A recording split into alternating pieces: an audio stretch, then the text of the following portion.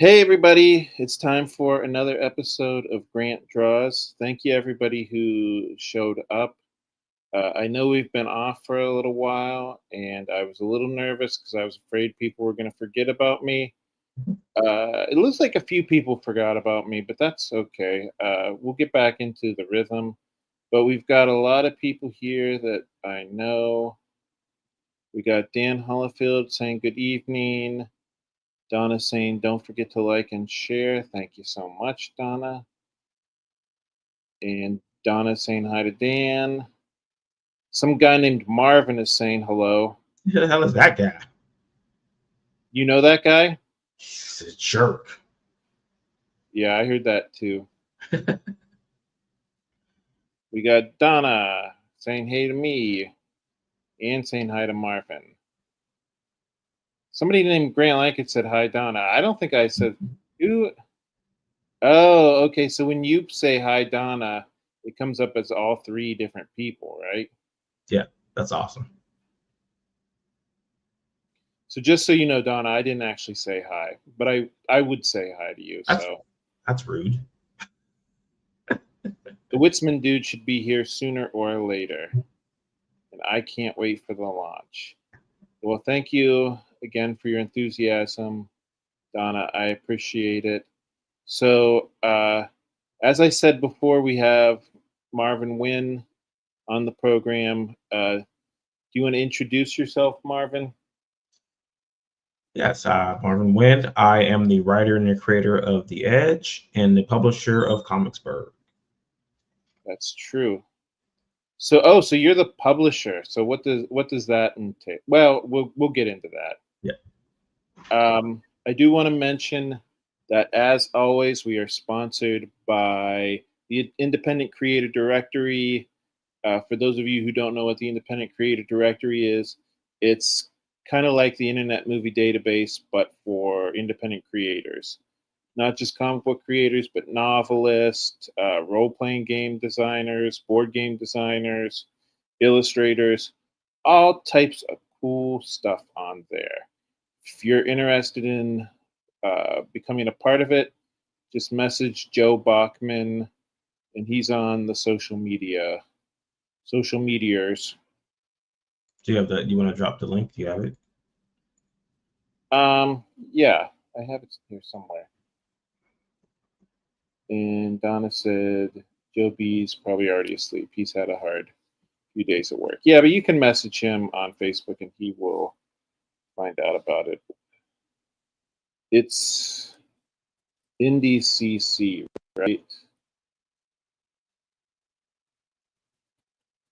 Well, I'll find the link and I'll post it eventually.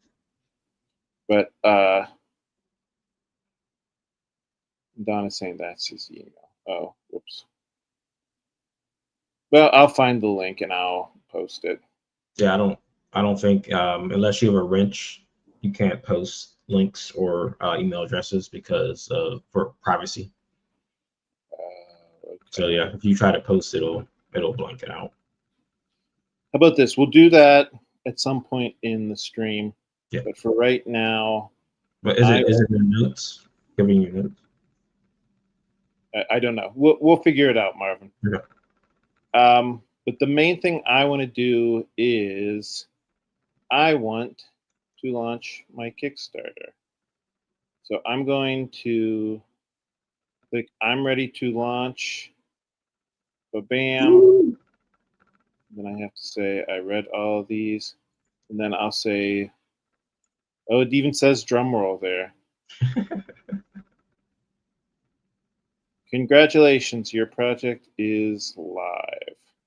It's alive. So one of the first things we're going to do is we are going to play the trailer.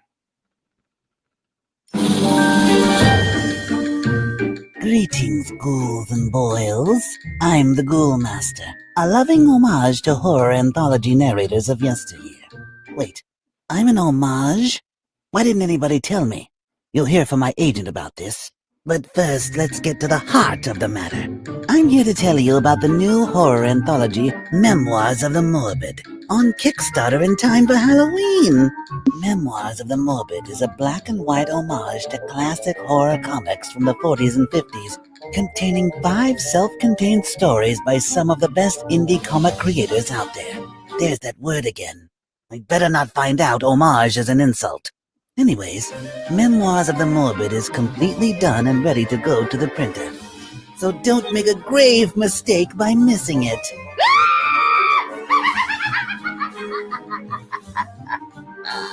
The guy sounds sick.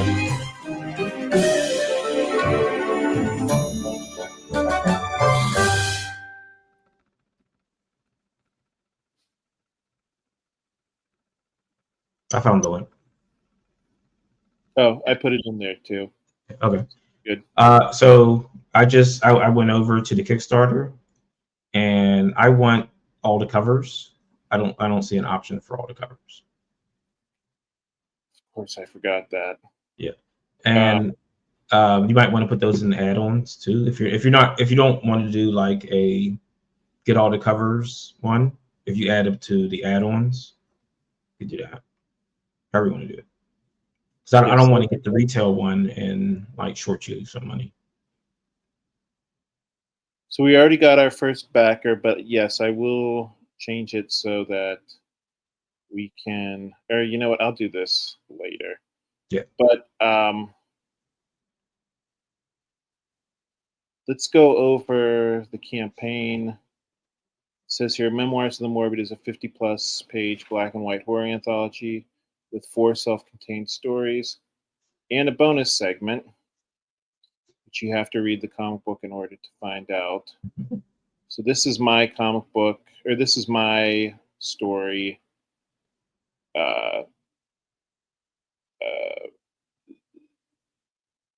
Cubicle of the Damned. So here's a couple sample illustrations from there.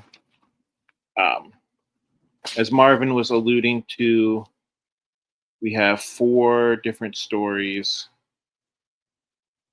Fiona's Fantasy Forest. Fiona's Fantasy Forest is about a children's program kind of gone wrong. And here's an image from it.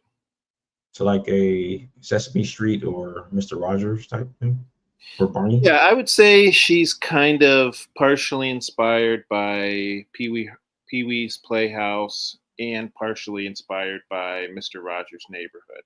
Okay. And then Invaders is sci-fi horror. It takes place on a spaceship. So that's pretty cool.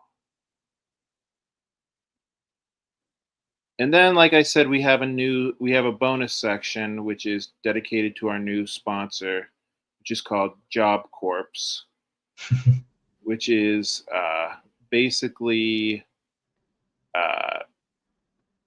them. It's a staffing company that specializes in post-living employees. In other words, the reanimated people after they are no longer living. So that's kind of funny. Why haven't any of the zombie movies that have come out in the last 60 years plus ever used post living to describe the zombies? That's yeah. So if you read the comic book, you'll discover that you're not allowed. The word zombie is is a negative phrase, so we don't use. Yeah, I mean that's cool. I like that. I like post living. That's cool. I like it. And of course, our trusty narrator, the Ghoul Master, who has trouble coming up with puns. So as far as covers go, we do have 4 different covers. And like I said, I will add a tier where you can get all 4 covers. So this is by Dave Schuler, who also has a story in the book. And then this is the one that I actually just finished doing this afternoon. And this is for the story Bubble.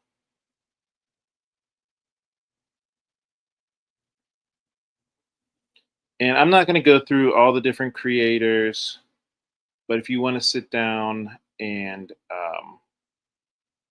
I will put the link to the Kickstarter. Where is the link to?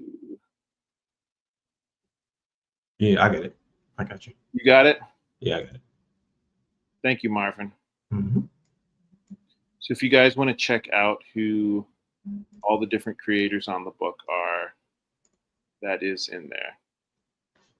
So Dawn is excited because she is the first this time, which I believe you are the first. Congratulations. You got 3 backers already.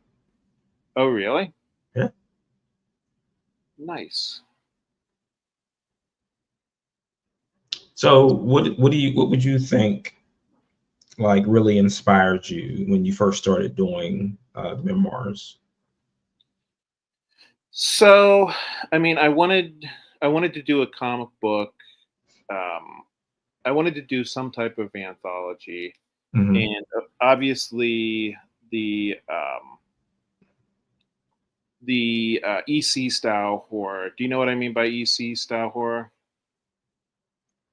Yeah, yeah. So EC, Tales from the Crypt, Creep Show. Exactly. Yeah. Oh, hey Joe, how's it going, man? Hey Joe. Donna thought you were going to be asleep because I guess you've had a busy couple days. We got a blank screen here. Ah. Hello. Hello. Yeah, there you go. Man, you look like you're in the dark. Yeah, it is a little dark, isn't it? Here, let me move the lamp.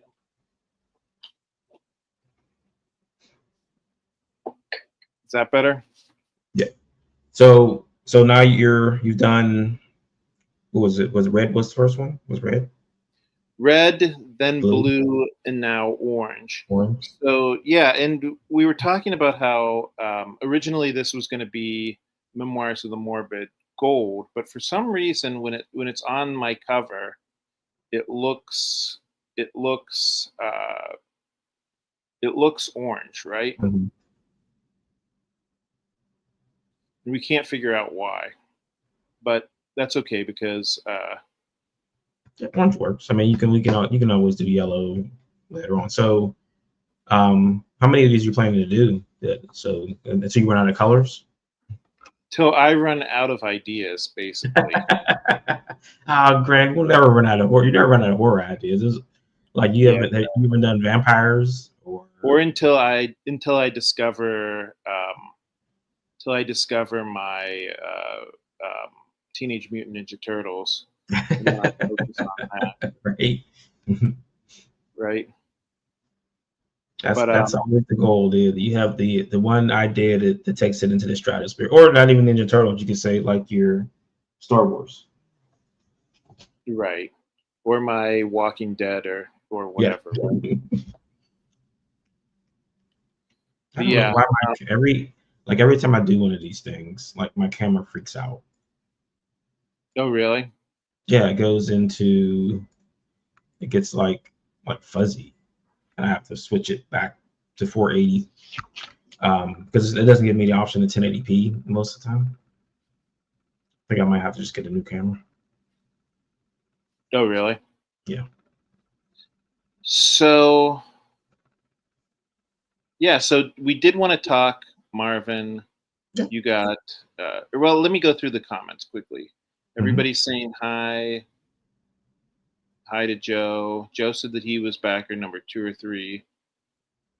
Donna's saying hi to Joe. Carl's saying stopping in to put in my like. I will be back later. Joe's saying I was trying to get the main template set up for the new indie CD page and lost track of time. Okay. Well, this is a good thing to listen to in the background while you're working on that. He says relearning HTML and CSS while still doing everything else is kicking my ass. So the thing that I remember about code, about doing, I used to do code more often. I don't really do it anymore, just because there's so many good WYSIWYG programs, is that as long as you know like the structure of the code, you can always just Google. Like, I don't know, if you like if you forget how to put an image on your website, you can just Google, how do I put an image on my website? Right.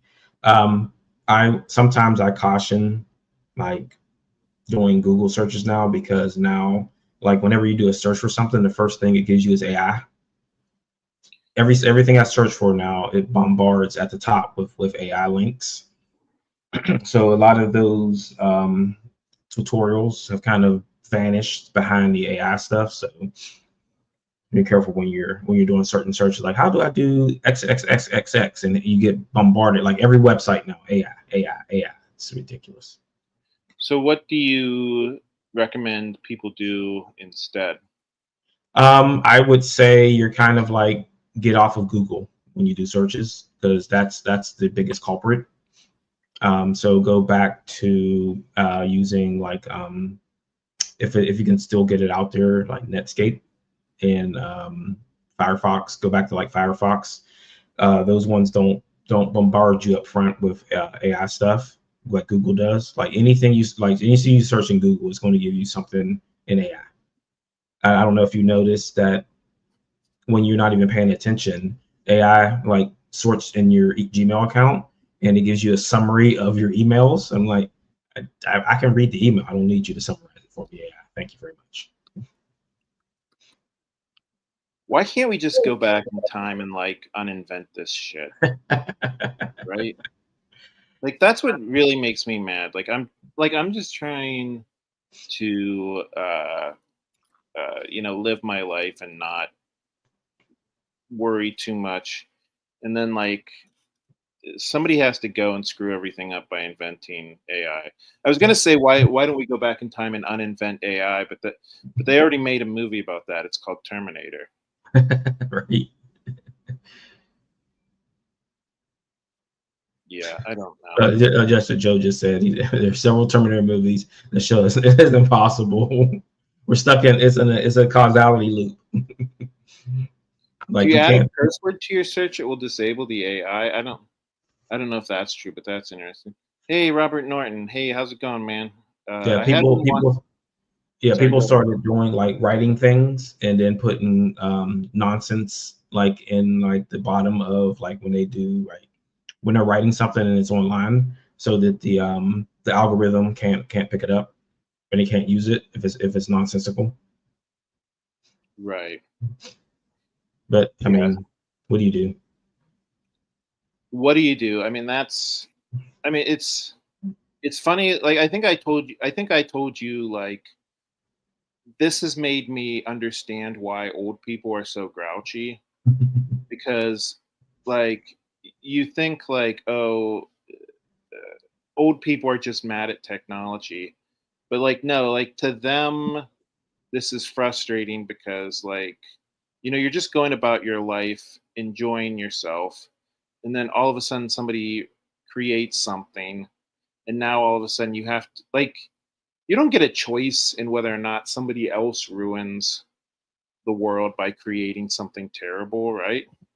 Right. I mean, but in some cases, it's a matter of what you grew up with. Like, we didn't really grow up with internet and things like that, and something we had to learn.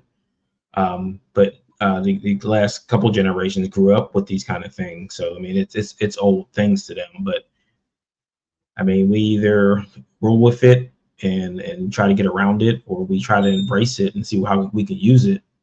But I just can't see a lot of reasons to want to use it, because it doesn't do anything that I can't do on my own. And the things that like I've seen people use it and it messes things up. So Right. And I mean, for me, the bigger thing is, um, is it gonna be something where, how do I put this? Uh,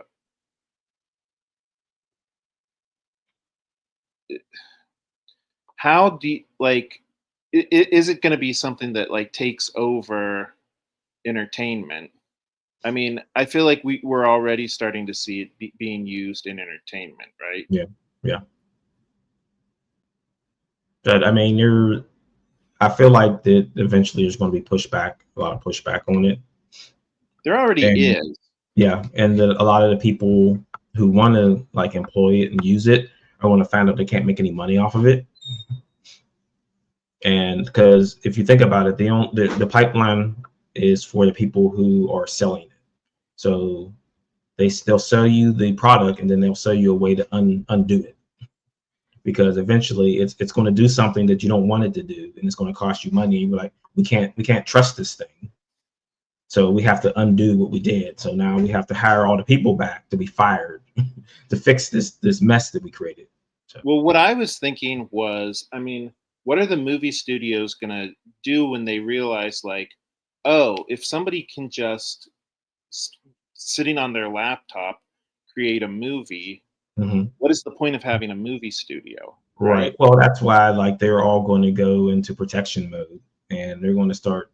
Well, it's already happened. Like some of the studios are already suing the AI platforms to get ahead of them doing this, and so they can do what they want with those things. So they want to go out and say, all right, instead of us hiring actors, we'll use AI to make the new Star Wars.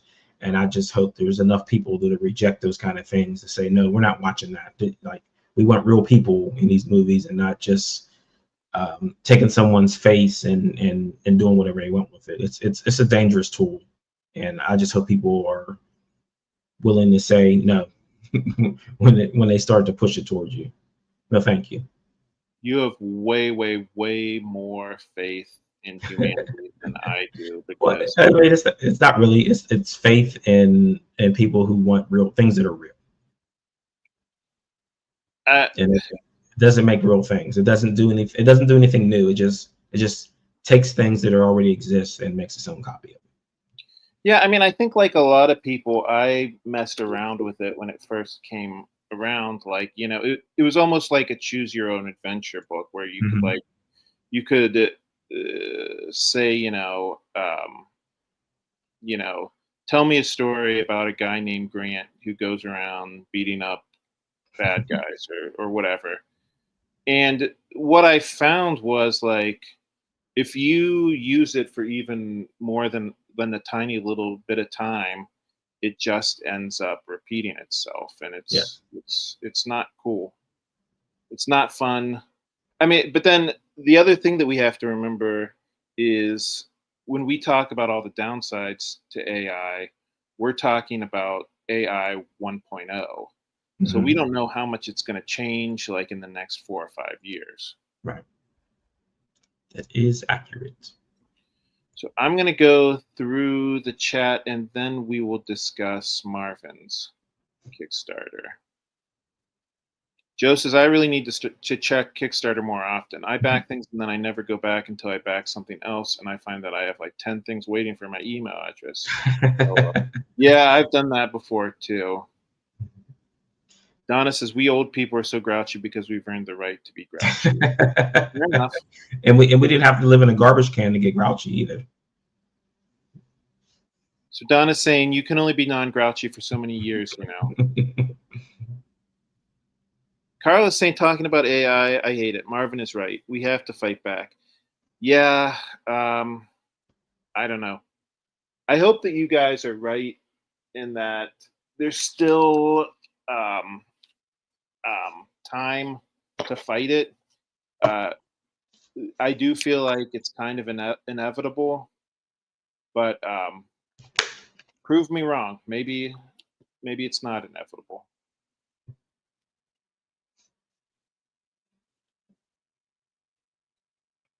You don't have anything to say about that? No, I mean, yeah, you said that. Well, I mean, it's a waiting game, so we're going to see, because a lot of the tech people are talking about the bubble bursting on it. So, well, I think, yeah, like you said, we'll see. I think within the next 2 or 3 years, they're going to try to make a full movie, yeah, just using AI, and whether that's great or whether that's terrible is probably what's going to determine whether or not like AI becomes a joke or whether it becomes um, part of the process. Right. Like I said, like, we'll see. And I just hope there's enough people to say hell no to, to put a stop to it right then. So Carla's saying if people don't spend their money on it and the studios lose a bundle, then AI is over. Yeah, but the point is, I mean, if you're making movies using AI, it's kind of impossible to lose money on it because I mean, it doesn't cost anything to make an AI movie. Oh, no, I mean, so I mean, I'll get on that, and then we can move on because I'm pretty sure people don't want to talk about this all night. But so if I'm trying to create something proprietary, I need infrastructure to do that. So I don't want anyone to get access to any of my code or information that I'm using to feed this AI. So I have to create my own servers, right? That's money. I have to cool it with water. That's money. I have to hire someone to build the infrastructure. That's money. So the cost of them setting this up is going to be more than what it would cost for like a normal movie. I mean, it was like $100 million or so. It's going to cost more than that to set this up. Right. And then the backlash from you destroying someone's environment is where all the problems are going to start. Yeah, it's kind of crazy that this stupid freaking AI is destroying the environment, right? Yeah. Okay, so enough negative talk. Let's talk about creating real stuff, not stupid AI crap. Yep. No AI here. Right. And I should point that out. All of the stuff that we do is handmade. Well, not necessarily handmade, but you know what I mean. Yeah. It's made by people. So do you want to explain what the Edge is and Sure. explain the new action figure that you have? Yes, sir. So people who are unfamiliar with the Edge is a drug that gives people superpowers like you would see in all your other superhero comics. But the way that we do it here is that there's a cost and a consequence to those powers. So the more they use the powers, the closer they are to either death or insanity. Most of the characters are unaware they've been dosed with this drug, and they're kind of using these powers in different special ways. So we'll talk about Blaine. His power is similar to the Invisible Woman. He can create a barrier around himself to protect himself from bullets or energy weapons, but there's no oxygen being created inside of the bubble.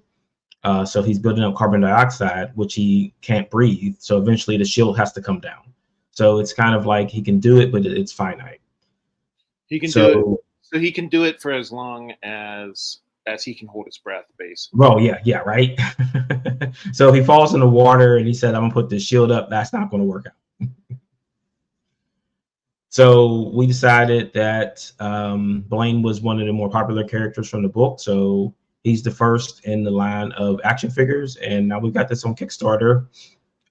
Just over $7,000, 36 days to go. So we still got another $8,000 to go on this thing. And we just got a backer. Yeah, we just got a new backer. Awesome. Awesome. Do you mind if I play the video? Yeah, go for it.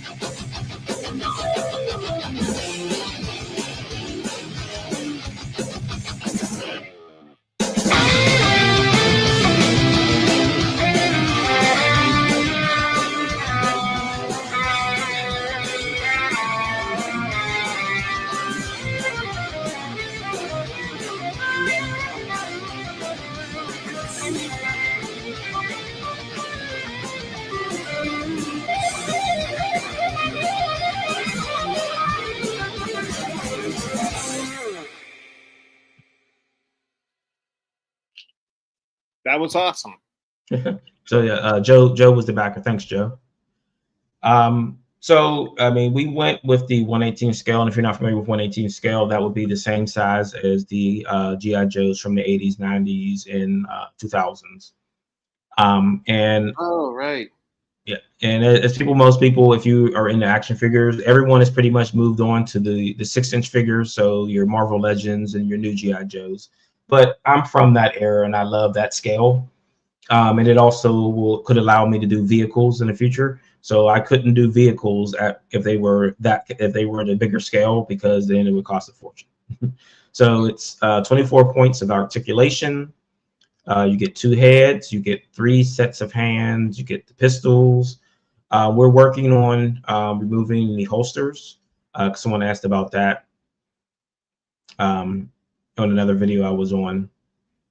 Yeah, the holsters look awesome. I remember when I was a kid, I had a Deadpool action figure that had like holsters on the side, and I always thought that was really cool.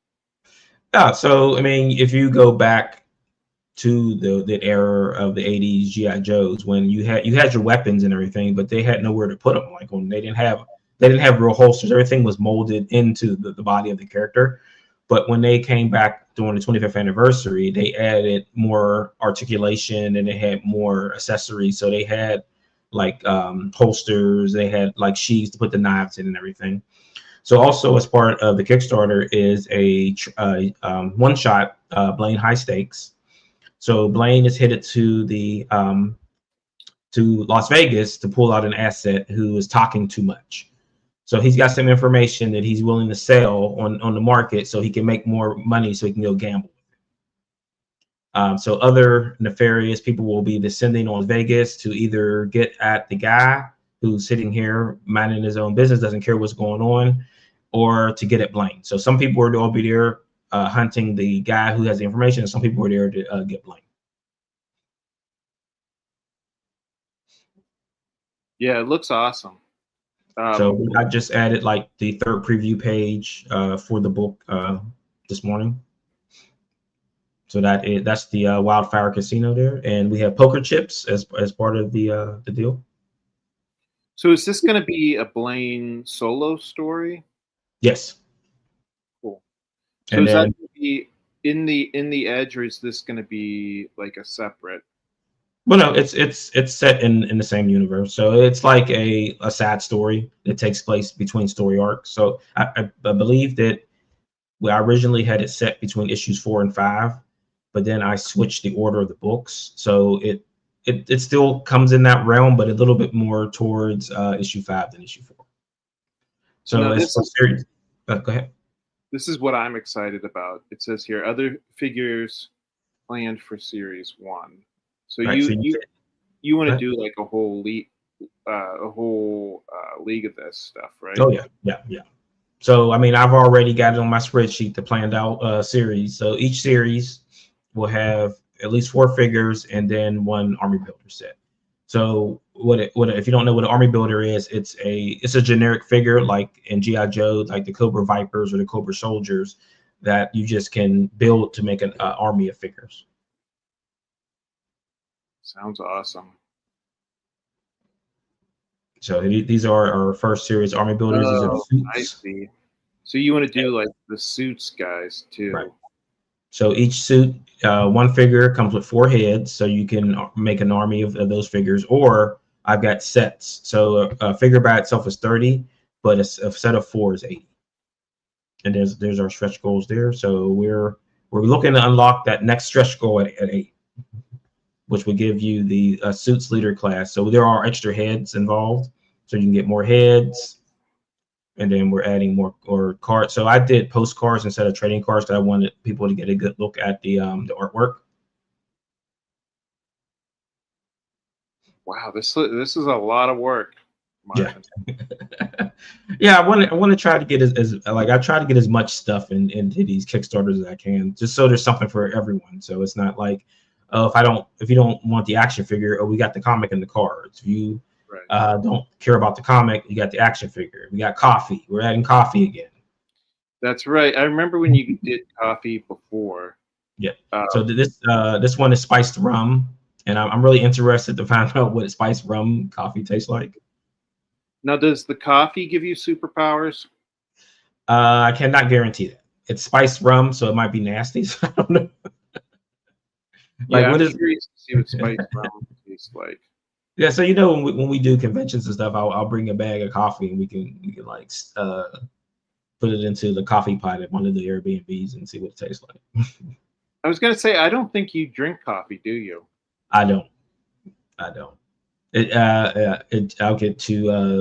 get shaky from the caffeine. So, do you drink any caffeine or just not coffee? Like because like coffee has a lot more than everything. Like I'll have my my Coke every once in a while, which I shouldn't be drinking, but things happen from time to time. So you're almost at 50%. Yeah. And you still have over a month to go. You're not even at the halfway point of the. No. I mean, I'm confident that we can get there, but every little bit helps. So I'm gonna back. I don't know how much I'm going to back for. I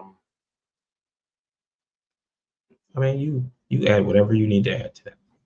So this is cool. So this is the forthcoming comic book. So is this finished? This is halfway done. It's halfway done. So a lot of the things that are happening in the Kickstarter are kind of pushing the book forward. So as things get unlocked, we're adding more stuff to the book. Oh, so this is a one shot. Okay. Yeah. It's a one shot. It was in 3 parts. So there's 2 other stories where Blaine's solo. So the next story is called Rush, and Blaine is headed back to his hometown of Pittsburgh to tie some loose ends.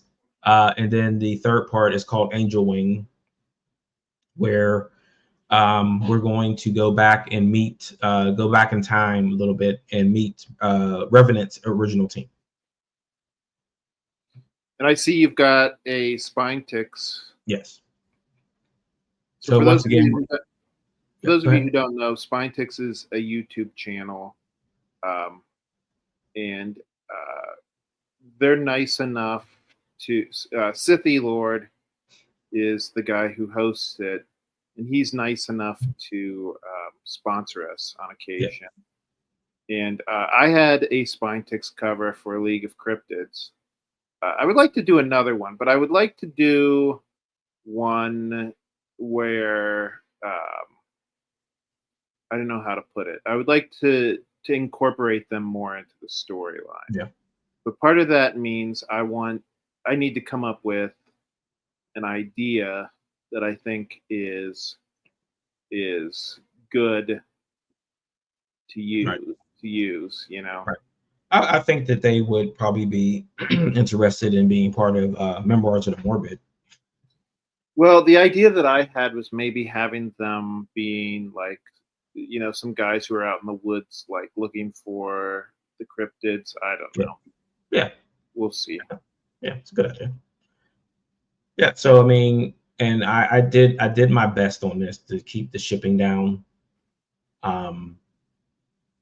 And I mean, I'm going to take a slight hit on shipping because I didn't want to go crazy with the shipping charges. So I got it down like as low as possible to not be able to charge everyone a fortune to ship something to them. Right. Carl said he's going to bed. Oh, okay, let me catch up on the chat a little bit.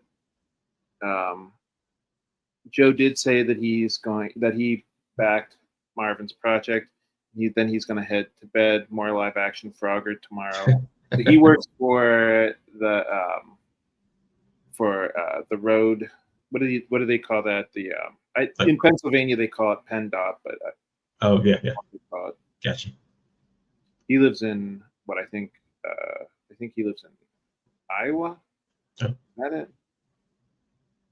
One of those states. Is he a Barnstormer fan? Is that the team? The Iowa Barnstormers? Is that it? Yeah, the college, the Iowa. I think they're called the Barnstormers.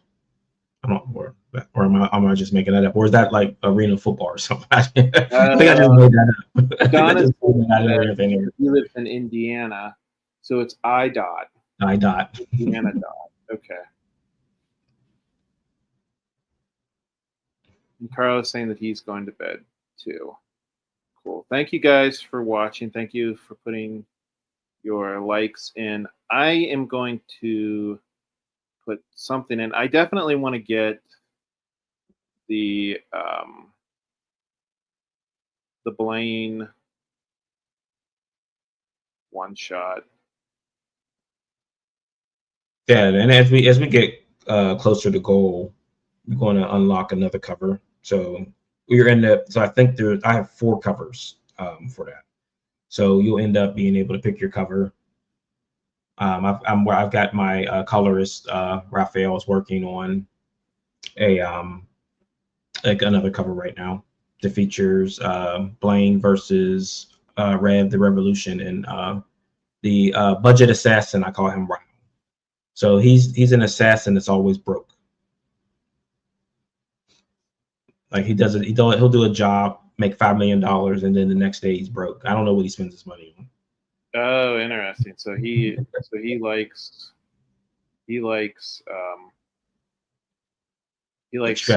prostitutes and drugs, right? We're gonna find out. So so this will be his first appearance. Like he's a character that's been around for a while, and I was always trying to find a spot to slide him into. And when this story came up, I thought, oh, this is perfect to introduce Raul to the edge. Yeah, so I just backed it. I'm gonna get the Blaine one shot. I'm not as much of an action figure guy, so I'm not gonna get the action figure, but I am gonna get the Blaine one shot, and I am gonna get the coffee because I may not be an action figure guy, but I am definitely a coffee guy. And I was actually, when I was on the stream yesterday, I told them a story that we were at a con, and some guy was like, I don't read comics, and I said, you like coffee? And he goes, yeah. So I've just grabbed a bag of coffee from under the table, and it kind of like got him into a trap. Like, okay, so you don't want the comics, but I've got this coffee here, so you're going to have to get it now. And he's like, yeah, I'll take it. So I mean, it's one of those things as a vendor where you kind of have to have things no matter what for every person is walking past, whether they want action figures, whether they want coffee, whether they want print or a graded book or anything like that, to have as much stuff as possible nearby, just to grab a random sale. Right. Yeah. My echoing. No. Oh, okay. Yeah, I think it's a good idea to have diverse stuff. Just because, if somebody's like, I'm not really into horror, well, what else do you have? Mm-hmm. Then it's like, okay, you could show them a bunch of other stuff. Yeah. But I don't know. I've been thinking now lately, should I be trying to narrow down my my brand, so to speak? I know. I think you expand. I mean, I've been on you for a while now about a Mooney plush, but I think a Ghoulmaster plush would sell just as well. I mean, we do have 2 sponsors coming up for toys, and we'll talk about them. I want to see you next time I see you, but so I mean, we're going into those realms of kind of like crossing into other brands, because I mean, we want to try to capture everyone from every direction. If you like, we want to try to sell people a toy, but also a comic, because we want everything to come back to the comics, because that's where our bread and butter kind of is. But the more you have available, the easier it is to going to push that comic on someone who really doesn't want it. So you'll say that, okay, I got this plush, because you like plushes, whatever. All right, you take the plush, I'll give you the comic for like $4 or $5 or $6 or whatever. And it's you're bundling things. So bundling things together just to me makes it easier to sell something. Right. And, yeah. Yeah, good. I was going to say, I think maybe a Ghoul Master, what do they call those, Funko Pops? Yeah. Oh, yeah. That Yeah. be fun. Yeah. Or any kind of minifigure, like you remember, I mean, I did these a while ago too. So, I mean, these weren't expensive. So, like Lego figures are cool, and people like this kind of stuff. But yeah. I mean, but with the way pricing is right now, I think those plushes are gangbusters. Like every time I see someone does that in a Kickstarter, they reach like Rob Mortari. He did a Lone Wolf plush in one of his Right. Kickstarters, and it like crushed it. Maybe I'll do the Mooney plush for when the hardback comes out, because I do want to do the hardback. I was worried about not having enough fans for it when I put out the paperback, but I don't know. Maybe it's that point. So are you talking an omnibus or just a hardback of the original, the first Beowulf series?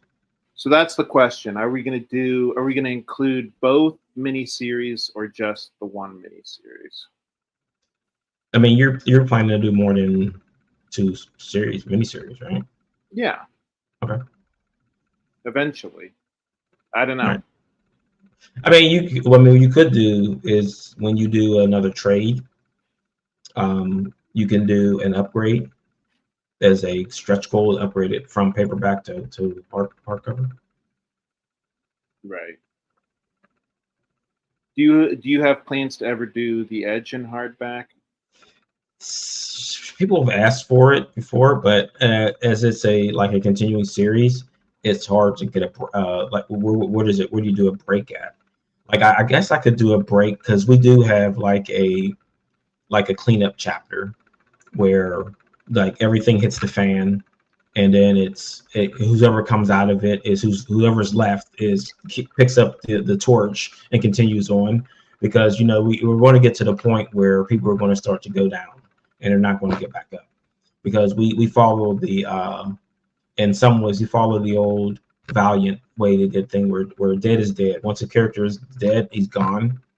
But we find little ways around some of those things sometimes to like if people haven't read the book, like if you read issue 9, you'll see what I'm talking about. Yeah, that's one thing that I will say about the Edge is that you're not afraid to kill your characters. Yeah. It's like, so it reminds me, so you remember originally in Spawn there was a clock at the beginning of every issue.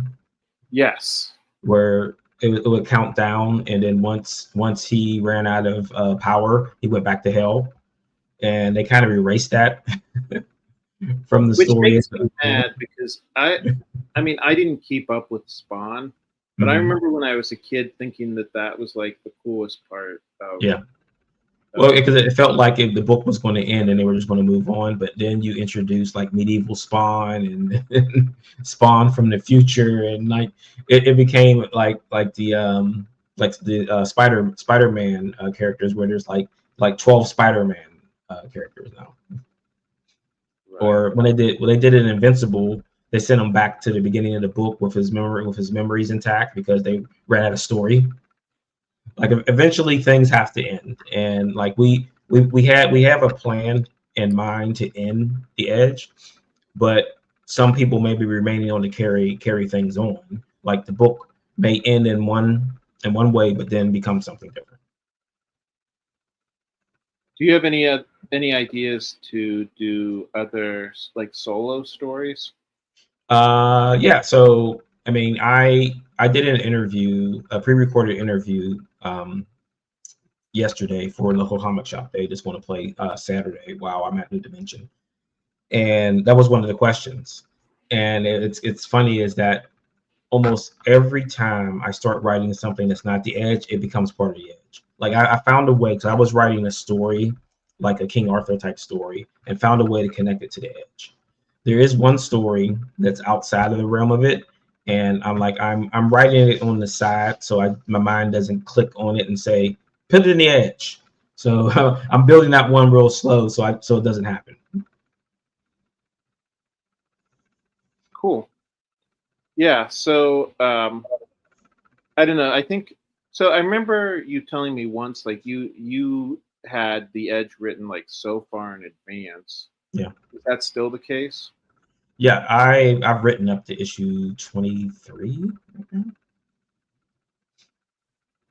But I mean, the good thing about it is that the story evolves as I'm writing it. So I'm getting, like, next month we'll release issue 12, and the current state of issue 23 may change at any time because of like changes in like my mood sometimes, where I'm like, I don't really like that I did that there.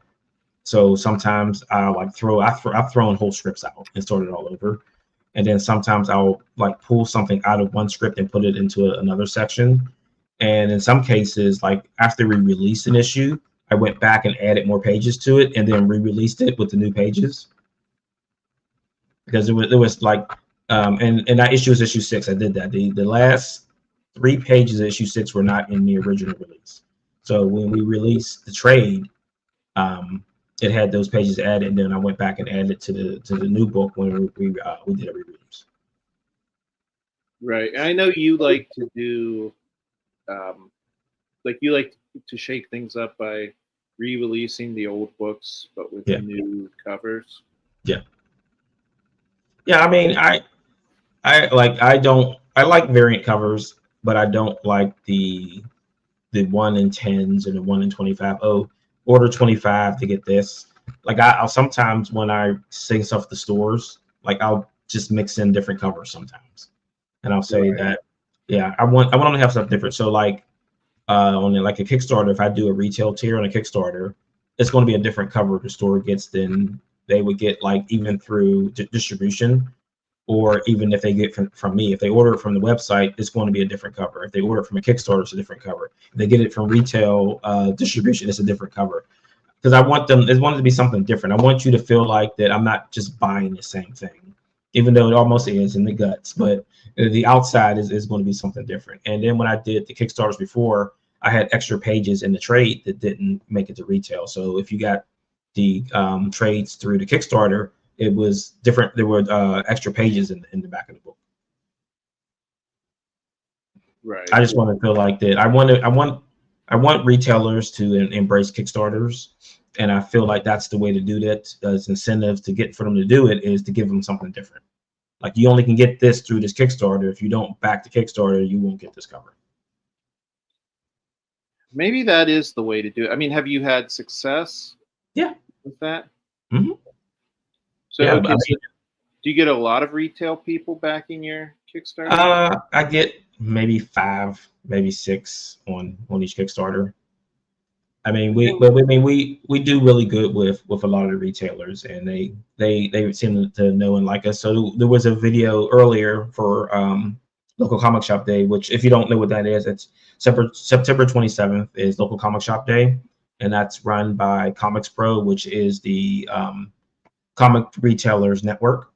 So we got a shout out on one of their videos today. They were talking about publishers who like run with the ball when they don't have all the resources of the big publishers. And they were saying how we always make sure that we stay in contact with them. We make sure they get the good stuff. And then we send flyers and postcards and bookmarks to a lot of retailers for free. I mean, I'm like, just like, here's some marketing stuff. So if someone's in the store looking for something new, you can tell them about our books. Sounds awesome. Yeah, I need to go back and watch that video because that is cool that we got a shout out. Yeah. Yeah, that was Shannon from Bat City in Florida. Yeah, she's really cool. She, for those of you who don't know what Bat City Comics is, Shannon does her own YouTube channel. I should actually ask her if she wants to be on this show. Yeah. So I think she does her show on Facebook Sunday nights, random times. So it could start at 9 or start at 10. And I'm always waiting to see, because when she gets new stuff and she, like, if it's comics where she's going to talk about it. And our releases are so erratic that I never know when she gets a new issue. So a book could release anytime in the month. So it could say it's first released on September 2nd, and they don't get it until like the end of the month. So and like I noticed that, like, there'll be different weeks. Like some store will say, "Oh, you got the Edge in." Like, well, other store got it like 3 weeks ago. Why is it so late getting to your store? So it's interesting. But Don't blame us though. Blame Diamond. Well, you can't blame Diamond for very much longer, right? Right. Yeah. So we're going to see. Like, I don't see how they. Oh, did you saw the new news that the owners now have labeled Diamond as Diamond 2? So that's the new name of the distributors now, Diamond 2. And then so it's DCD 2 is the new name. But now that they've eliminated previews and they don't have pull box on there, how do you know when a new book comes out? Like, it's going to be a guessing game. But like, other people are stepping in to kind of fill that void for that. But I mean, we're in the mode of trying to find a new distributor. We've got Lunar on the hook, but I mean, they're so busy that we probably won't hear from them until the end of this year or next year. Yeah, let's hope so. Yeah. I mean, we kind of got lucky with Diamond, but just because we went with Diamond at a time where they needed like publishers. Yeah. So I don't know. We'll see if we can do the same with Lunar, right? Right. So I mean, if you're interested in picking up any of the titles, you can head up to comicsburg.com, and I'll drop the link. We do have a retailer section on there, and we have a section for others. So just check us out. And he said, is that anything that you didn't get from the Kickstarter? I mean, I would say back that now. But the stuff will be up on the store later. But back it now. So let's see how we're doing. Because as you know, I try to keep these shows to about an hour. Yeah. So let's see. So as you can see, we're a little under 200, but we've got 11 backers so far. So do you have any stretch goals on that? I usually don't do stretch goals until we hit our minimum. Okay. But yeah, once we hit that minimum, I have a couple ideas, but I'll wait to announce them until we get closer. Yeah, I said that I want all the covers. So once you add a tier with all the covers, just text me, and then I'll jump on and grab them. I actually did while you were talking. I added that. Oh, while you were working, while I was jabbering, huh? Exactly. Let me do that right now. Because so thank you so much for being on the show, Marvin. I think we're going to end it at that. We will be back next weekend.